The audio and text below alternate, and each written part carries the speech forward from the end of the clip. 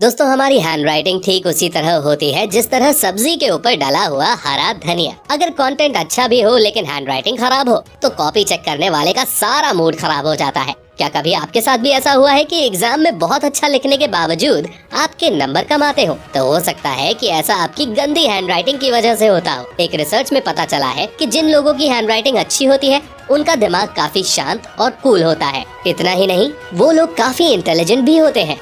तो दोस्तों, अगर आपकी हैंडराइटिंग अच्छी नहीं है तो आपको परेशान होने की जरूरत नहीं, क्योंकि आज का ये वीडियो सिर्फ आपके लिए ही है। आज के इस वीडियो में हम जानने वाले हैं कि हैंडराइटिंग कैसे सही करें और कम से कम समय में इसे और ज्यादा कैसे इम्प्रूव करें। तो दोस्तों, आज फिर जबरदस्त वैल्यू ऐड करेंगे आपकी लाइफ में। So let's begin. दोस्तों, हैंडराइटिंग ठीक करने के बहुत सारे तरीके हो सकते हैं, लेकिन आज के इस वीडियो में हम कुछ ऐसे वैल्यूएबल और जेन्युइन तरीकों पर बात करेंगे जो बहुत ही प्रैक्टिकल हैं और इन्हें फॉलो करके आप आसानी से अपनी हैंडराइटिंग इम्प्रूव कर सकते हैं।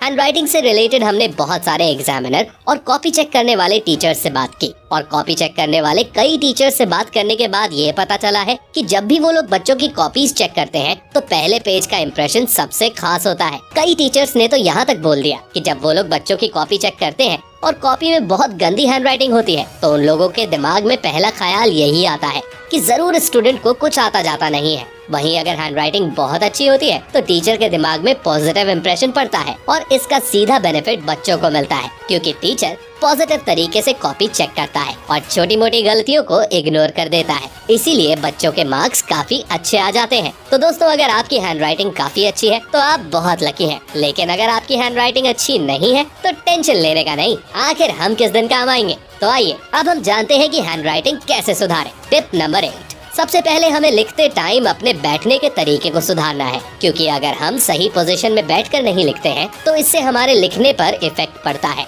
और हमारी हैंडराइटिंग अच्छी नहीं बन पाती है। अगर हमारी बैठने की पोजीशन सही है तो हम अच्छी हैंडराइटिंग बना सकते हैं। इसीलिए जब भी आप कुछ लिखें तो पूरा कंफर्टेबल होकर ही लिखें। हम लोग अक्सर देखते हैं कि कई लोग कॉपी को टेढ़ा करके लिखते हैं, ऐसे में उनकी हैंडराइटिंग भी टेढ़ी हो जाती है। और कई लोग तो ऐसे भी होते हैं जो टेबल के ऊपर सिर रख कर लिखते हैं। अब आप खुद बताइए, अगर कोई बंदा टेबल के ऊपर सिर रख कर और गर्दन को झुका कर लिखेगा तो उसकी हैंडराइटिंग भला कहाँ तक अच्छी आएगी। इसलिए आपको ऐसी गलती बिल्कुल भी नहीं करनी है और लिखते समय एक सही पोजीशन में बैठना है। हमारी पोजीशन कुछ इस तरह होनी चाहिए जिससे लिखते समय हम बिल्कुल कंफर्टेबल महसूस करें। Tip number 7। हमारी हैंडराइटिंग कैसी होगी ये काफी हद तक इस बात पर डिपेंड करता है कि हम लिखते समय पेन को किस तरीके से पकड़ते हैं। जब हम पेन को कस के पकड़कर लिखते हैं तो इसके दो घाटे होते हैं। एक तो हमारा हाथ जल्दी दर्द करने लगता है, और दूसरा जब हम पेन को टाइट पकड़कर लिखते हैं तो हमारी लिखावट अगले पेज पर दिखने लगती है और फिर रायता फैल जाता है। इसलिए आप जब भी लिखो तो अपने पेन को बहुत ही कंफर्टेबल तरीके से पकड़ो ताकि इस पेज की राइटिंग अगले पेज पर ना दिखाई दे। Tip number 6।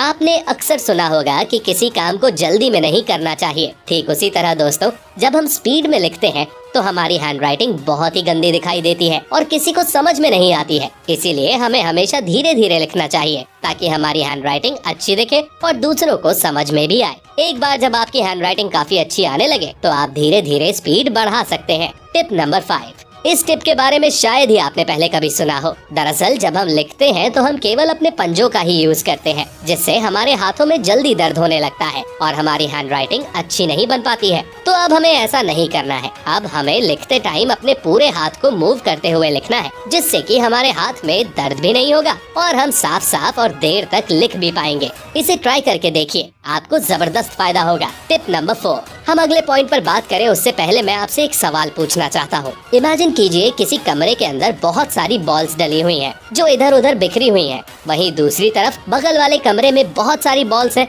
जो बिल्कुल लाइन से रखी हुई हैं। अब आप खुद सोचिए, दोनों में से कौन सा कमरा देखने में अच्छा लगेगा? ऑफ कोर्स जिस कमरे में बॉल्स को अच्छी तरह से सेट किया गया है वो कमरा देखने में ज्यादा अच्छा लगेगा। इसी तरह हमारी राइटिंग में भी होता है। अगर हम लिखते समय वर्ड्स के बीच एक जैसे गैप नहीं रखेंगे तो हमारी हैंडराइटिंग देखने में अच्छी नहीं लगेगी। लिखते टाइम हमें शब्दों के बीच में गैप देना है और कोशिश करनी है कि सभी शब्दों के बीच में समान गैप हो, जिससे हमारी हैंडराइटिंग साफ और अट्रैक्टिव दिखाई देगी। कई बार क्या होता है ना कि हम शब्दों के बीच बहुत कम गैप रखते हैं या फिर बहुत ज्यादा गैप रखते हैं, जिससे हैंडराइटिंग उतनी अट्रैक्टिव नहीं लगती। वहीं अगर हम सभी शब्दों के बीच एक निश्चित गैप रखेंगे तो हमारी हैंडराइटिंग काफी अट्रैक्टिव लगेगी। Tip number 3।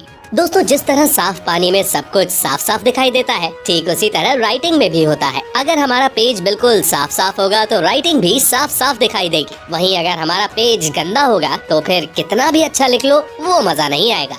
अब आप इन दोनों हैंड राइटिंग को ही देख लीजिए। पहली हैंड राइटिंग में पेज काफी गंदा है, इसलिए राइटिंग अच्छी नहीं लग रही। लेकिन दूसरी हैंड राइटिंग में पेज बिल्कुल साफ सुथरा है, इसलिए हैंड राइटिंग काफी अट्रैक्टिव लग रही है। टिप नंबर 2, करत करत अभ्यास के जड़मती होत सुजान। ये कहावत तो आपने जरूर सुनी होगी। हमारी ये एडवाइस भी इसी कॉन्सेप्ट पर बेस्ड है, क्योंकि प्रैक्टिस करके ही हम किसी चीज को परफेक्ट कर सकते हैं। आपने भी कई बार देखा होगा कि जब आप काफी दिनों तक कुछ भी नहीं लिखते हैं तो आपकी हैंड राइटिंग बिगड़ जाती है और आपको लिखने में दिक्कत होती है। इसलिए रोज रोज कुछ न कुछ लिखते रहें। मेरे साथ भी सेम यही दिक्कत होती थी, इसीलिए पेपर शुरू होने के कुछ दिन पहले से ही मैं लिखने की प्रैक्टिस शुरू कर देता था और पेपर आते आते मेरा हाथ बिल्कुल एडजस्ट हो जाता था और मैं पेपर में बहुत अच्छा लिख पाता था। आप लोग भी इस फॉर्मूला को ट्राई कर सकते हैं। टिप नंबर 1, दोस्तों एक बात तो बिल्कुल पक्की है कि अगर बंदूक अच्छी होगी तो फायर भी अच्छा ही होगा, और अगर बंदूक अच्छी नहीं होगी तो फायरिंग भी अच्छी नहीं होगी। ठीक इसी तरह पेन के साथ भी होता है। अगर हमारा पेन अच्छी क्वालिटी और ब्रांडेड कंपनी का होगा तो हमें लिखने में कोई दिक्कत नहीं होगी। वहीं अगर हम कोई सस्ता या घटिया पेन यूज करेंगे तो फिर हैंड राइटिंग खराब होना तो बनता है। इसीलिए लिखते समय, खासकर पेपर में लिखते समय, हमेशा अच्छी क्वालिटी के पेन को यूज करना चाहिए। और कई बार ऐसा भी होता है कि अलग अलग लोगों की अलग अलग चॉइसेस होती हैं। जैसे कुछ लोगों को मोटे पेन से लिखना पसंद होता है, वहीं कुछ लोगों को पतले पेन से लिखना पसंद होता है। इसीलिए आप जिस तरह के पेन से लिखने में कंफर्टेबल हो, हमेशा उसी पेन का यूज करें। फिर देखिए क्या गजब की राइटिंग आती है। अभी तक हमने वीडियो में जो कुछ भी सीखा, अगर उसे अप्लाई करना हो तो हम पेन चूज करने से शुरुआत कर सकते हैं। सबसे पहले अपना मनपसंद पेन चूज कर लो और फिर लिखने के लिए एक साफ सुथरा पेज खरीद लो। देन लिखना स्टार्ट कर दो। लिखने से पहले सही पोजीशन में बैठ जाओ और लिखते समय हमेशा इस चीज पर फोकस करो कि शब्दों के बीच बराबर गैप हो और हमारा पेन पकड़ने का एंगल सही हो। और दोस्तों, जब भी लिखना स्टार्ट करो तो शुरुआत हमेशा धीरे धीरे ही करो। एक बार जब आपकी प्रैक्टिस बन जाएगी तो फिर आप दनादन लिखने लगोगे और आपकी हैंड राइटिंग काफी इम्प्रूव हो जाएगी। और दोस्तों, जाते जाते आपको एक बात बताना तो भूल ही गया। कई बार क्या होता है कि बहुत सारे स्टूडेंट अच्छा लिखते हैं और उनकी हैंड राइटिंग भी काफी अच्छी होती है, लेकिन पेन से निकलने वाली हल्की हल्की स्याही पेज पर लगती रहती है और पूरे पेज पर डॉट डॉट बन जाते हैं, जिससे हैंड राइटिंग काफी बिगड़ जाती है। इसीलिए पेपर में लिखते समय हमेशा एक छोटा सा कपड़ा या रुमाल का टुकड़ा अपने पास रखें और समय समय पर पेन की निब को साफ करते रहें। दोस्तों, इस वीडियो की मदद से हमने आपकी लाइफ में अच्छी हैंड राइटिंग नाम की एक बहुत ही वैल्यूएबल चीज ऐड की है और बदले में हमें आपसे ज्यादा कुछ नहीं, बस एक लाइक चाहिए। इतना तो बनता ही है। दोस्तों, हमारे साथ अंत तक बने रहने के लिए बहुत बहुत शुक्रिया। अगर आपको हमारा ये वीडियो पसंद आया है तो कमेंट में जरूर बताएं और साथ ही इस वीडियो को लाइक और शेयर जरूर करें। साथ ही ऐसी और वीडियोस देखने के लिए हमारे चैनल को सब्सक्राइब करें और बगल में बने बेल आइकन पर भी क्लिक करें, जिससे हमारे आने वाले वीडियोस को भी आप देख सकें।